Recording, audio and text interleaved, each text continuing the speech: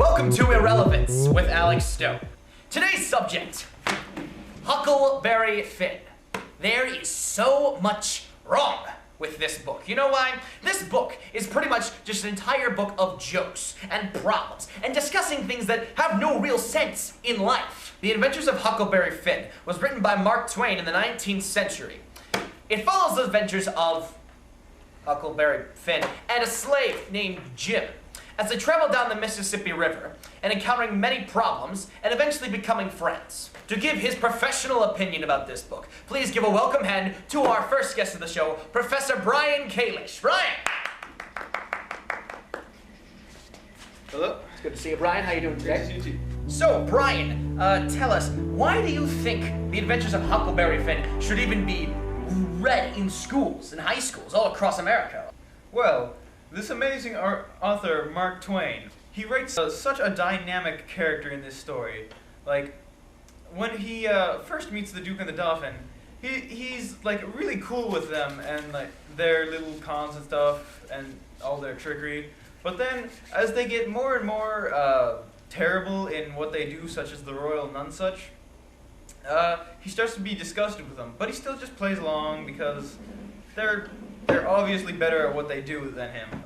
Once they get to the Wilkes' residence, the Duke and the Dauphin are swindling these girls out of thousands of dollars. So Huck decides he's had enough of them, and he goes and sees Mary, and he tells her everything that's happened, with that the Duke is stealing their money, selling the slaves. Huck then tells Mary to leave the house until the next day and then rat them out. So on page 203, he tells her this, and then she agrees because she can tell that Huck's a good guy. And this shows that Huck is maturing because Huck is doing this not only for himself, but for Jim and for Mary and all the other Wilkes and basically everyone in the town. So from being okay with the Duke to completely ratting them out, it shows how his morality is shifting towards a much better personality, and that thing can always be appreciated in any books that you're reading. That's interesting to hear. Granted, my point still stands. Look, for whatever the circumstances may be in this book, even though Huck's character changes as he tries to help people in life, there's still terrible things happening all throughout this book. And what does Twain do? He simply makes fun of it. Well, why? Please give a warm welcome to Dr. Thomas Richards. Thomas Richards, everybody! Tom, how are you doing today? Good. Great. You know, I read some of this, believe it or not. And, what was that one section? The one section we had planned? The, Granger versus the Shepperson. Why did he throw that in there? What was the point of that? Well, in my opinion, I think the point was to, like, this is an awful thing that's happening, right? Yes. Like a family feud, and they've actually, they've forgotten why they're feuding. It says in the book right here, they say Huck is confused as to why they're feuding. And so he asks the youngest son who he's sharing a room with, his name is Buck, and he says, what's a feud? And he says, why? Where were you raised?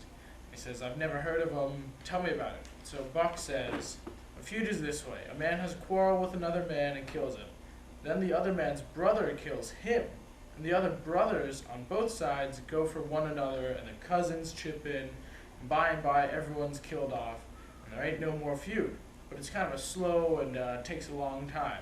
Yeah, this is a terrible thing that's happening in this book. Just Twain makes fun of this somehow.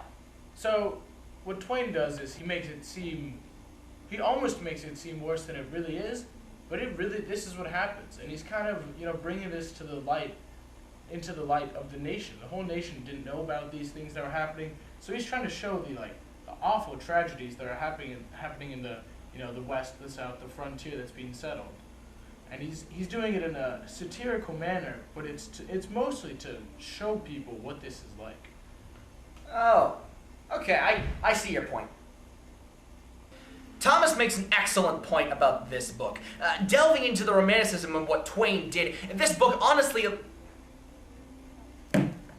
this book honestly allows us to focus on the romantic parts of this and how the satirical nature talks about the humanity that was in that period of time. To show her opinion of this book, please give a nice, very warm, welcoming hand, Carla Calderon. Carla!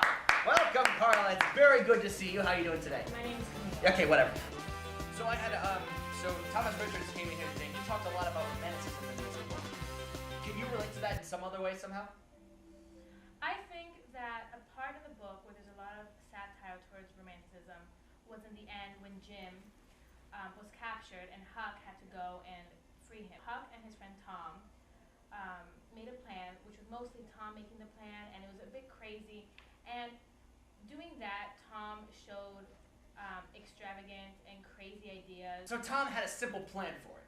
Yes. To simply just get Jim out of wherever he was being held and just get out like that. And instead, he made the plan much more complicated and absurd. Did it increase the chances of their death? By 15%. By 15%. We do math in the show. So Tom Sawyer knowingly puts his friends at risk of death. Why? Well, see, Tom reads a lot of these crazy books. Seeing this adventure come up and he could make it even crazier is what he would want to do so he can seem cool in front of all his friends and so his fame can rise up.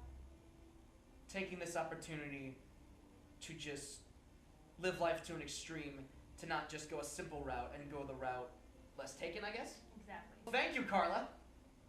Camille. Thank you. Well, have a nice day. Exit's right over there. Please go away. Hearing from all of my guests today, I found a different outlook on this book. Mark Twain is not a silly author. He's an excellent writer.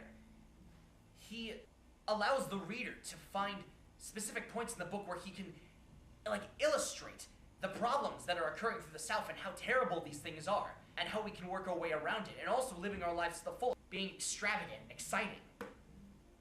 And even though sometimes he writes it as a joke on things, it's an outlook. It's the way he sees the world.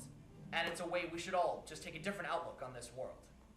I see really no problem why this book is read in high schools now. Well, I think that concludes our episode of Irrelevance today. Ladies and gentlemen, thank you so much. I'm Alex Stone, and I'm saying good night, and... Where did you move my couch? Where did you move my couch, editor? You know, honestly, I really have no idea what happened. It was there, and then it was gone. You know what, just cut this off. This is just getting weird.